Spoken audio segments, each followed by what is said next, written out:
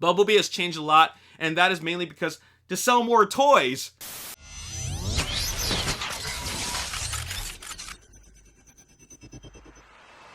What's up, Ragin Nation? How's it going? This is Alex Yu, and you're watching Bumblebee's Journey. This is just a web series where we're talking about the Bumblebee prequel film from the Transformers Cinematic Universe. This is episode number 3, and really there's not a whole lot to talk about with regards to the Bumblebee solo film. There's just not a whole lot of news about it lately. So let's just recap on what we do know. Christina Hodson is writing. Michael Bay is producing. Travis Knight is directing. This is a prequel, and also it will be filming this summer for a June 8th, 2018 release. That's all we know. There hasn't been even any casting news. So really we don't know a whole lot about it, and I'm wondering if there's a lot of things going on behind the scenes that we don't know about with regards to bigger announcements. Like, for example, casting. How come we haven't read anything about even any actors being cast in this film? I mean, they're actually going to start filming in July. That's the scheduled time for principal photography, and we're getting closer to that. That's only 2 months from now. So I'm pretty sure some characters have been cast, they just haven't been officially announced. But in any case, this is going to start filming after the release of Transformers last night. Now, we all know that Michael Bay is not directing, he's producing, but Michael Bay is a very hands-on type of guy. You know that even when Bumblebee is filming, he's going to be there as a producer, and he's going to provide his creative input, just like he did for the last 2 Teenage Mutant Ninja Turtles films. In fact, it felt like he directed the Teenage Mutant Ninja Turtles films, both the first one and Out of the Shadows, even though they were directed by 2 different directors, but it just had his fingerprints all over it. So it may have well been directed by Michael Bay, and I wouldn't have known the difference, just because, like I said, it felt like a Michael Bay movie. Anyways, I'm excited to see Travis Knight's vision for the Bumblebee solo film. This will be the first Transformers film in 11 years that will not have been directed by Michael Bay. So it's kind of like something fresh, something new, and something that should feel a little bit different. So that's something I'm really, really excited about. Now, what I'm really curious is basically when it's going to take place. This is a question that I asked at the end of episode 2. I was wondering, what time frame do you think that the Bumblebee solo film is going to take place in? Now, we really don't know. All we know is the prequel, so it has to take place before 2007, before the events of the very first Transformers film. And the only thing we do know about Bumblebee that plays a major thing for his character is that he can't speak. Well, he spoke a little bit, but he probably struggled with that, but he can't really speak because Megatron ripped his voice box out during like a battle of some kind that took place on Cybertron.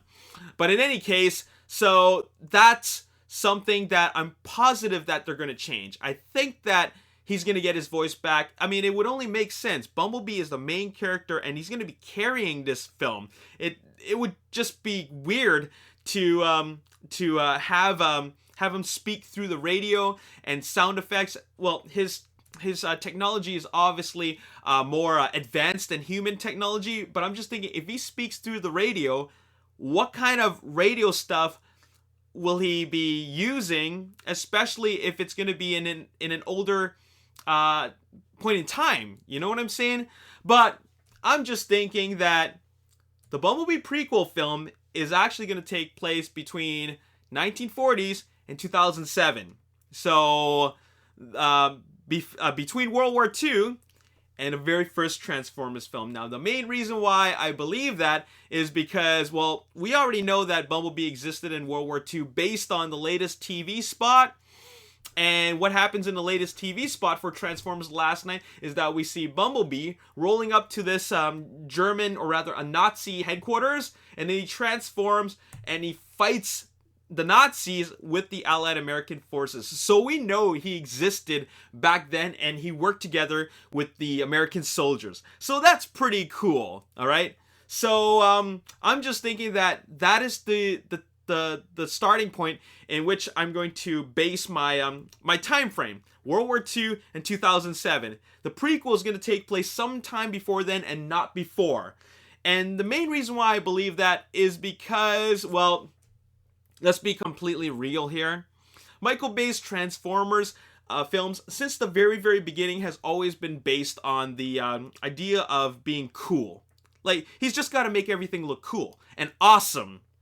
For example, he didn't like the alt mode of a certain character, so he decided to make him look cooler. And he didn't like the alt mode of Optimus Prime being originally a flat nose truck, so he decided to make him what he is now. And he just thought it was cool. So I'm just thinking that they can't go that much further back in time because, well, if you go much further back, vehicle technology really wasn't like that great back then. I mean, it's great to a lot of people who appreciate those types of antique cars, but back then, you know, what is Bumblebee gonna be? Like a Ford Model T? Like, that's gonna be a little weird. I mean, I'm sure there are Transformers out there back in time that were Ford Model Ts, but I just don't think that is what Bumblebee is gonna be. So there's a lot of vehicles and that came out during various times between 1940s and the 2000s, 2007. So they could pick any time frame and get a different type of alt mode for him, and I think that's a great idea. Just to, like, you know, give him a brand new alt mode in that fits with that time period that he exists in, because you know, let's be completely real once again. These films are a giant toy commercial and car commercials. So because of that, they're gonna have a brand new alt mode for Bumblebee. Let's take a look back to all the films in the past, and let's count the number of alt modes that Bumblebee has had. Transformers 1, he's got 2 alt modes: the Beater Bee and the 2007 Camaro. Okay, Revenge of the Fallen, he was a brand new Camaro, like the brand new model. Dark of the Moon, once again, another different Camaro. Age of Extinction, he's got 2 modes: the stealth mode, or rather the Camaro SS, 1967 Camaro SS, and then of course the 2014 Camaro. So already we have 6 alt modes for Bumblebee. 6 different vehicles for Bumblebee. And now for Transformers Last Night, Bumblebee is going to have another 2 alt modes. His alt mode in World War II, which is a Mercedes, and then his alt mode, which is a modified 2017 Camaro, like for present day. So altogether, he's got 8 different modes, 8 different alt modes. So Bumblebee has changed a lot, and that is mainly because to sell more toys. It also fits with the story, but at the end of the day, they're there to sell more toys.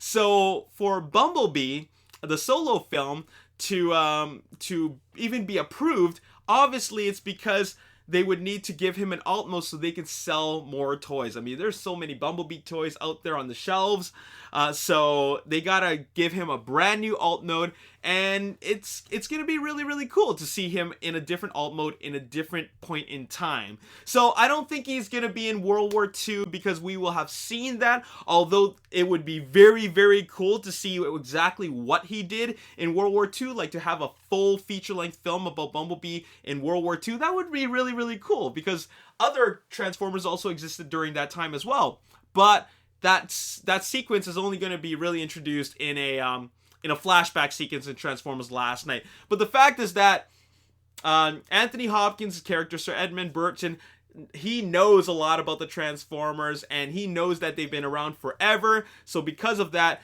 we now know that Bumblebee has a bit of a history, and that history will be seen when the film comes out on June 8, 2018.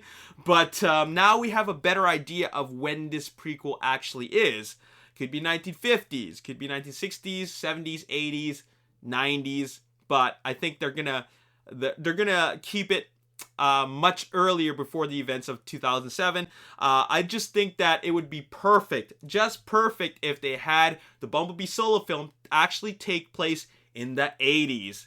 And you know what? I think that is fantastic, because if the Autobots actually did exist during, like, before the events of Transformers, the first film, which they did, as we know from Transformers Last Night, it would be awesome to see the original alt modes. I mean, G1 alt modes of the other Autobots in the Bumblebee solo film. Wouldn't that be cool? Seeing Bumblebee as a yellow Volkswagen Bug, and then seeing Optimus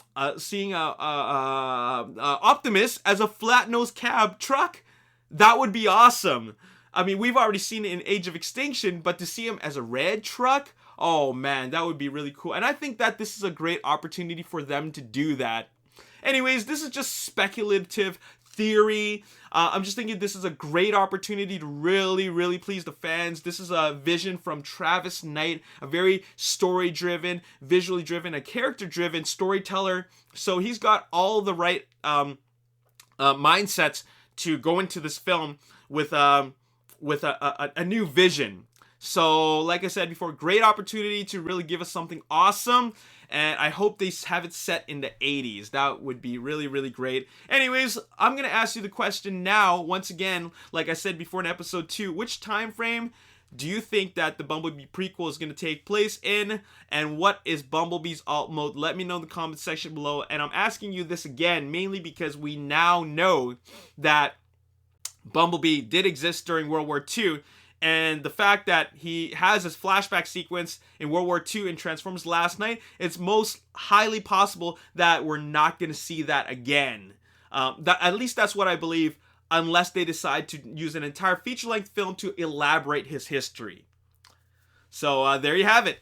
Anyways, that's all I got to say in this episode. Let me know your thoughts in the comment section below. And as always, if you enjoyed this episode and you want to see more, hit that like button, subscribe to the YouTube channel, like me on Facebook, The Ragin Nation, and follow me on Twitter, Ragin Nation. My name's Alex. Thanks for watching. I'll see you next time. Peace. Okay, next we have a shot that zooms in on these photographs on the wall. They're also framed